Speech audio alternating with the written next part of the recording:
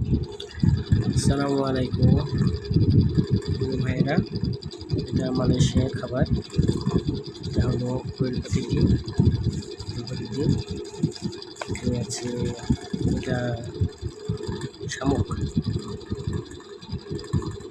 শামুক এগুলো শামুক, ছোটো ছোটো শামুক ছোটো ছোটো শামুক এগুলা। রান্নাটা হয়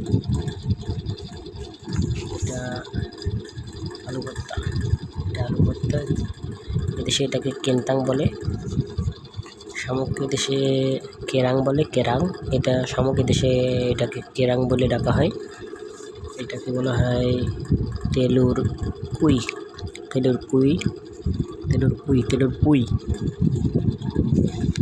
এটা শশা, এটাকে বলে তিমুন।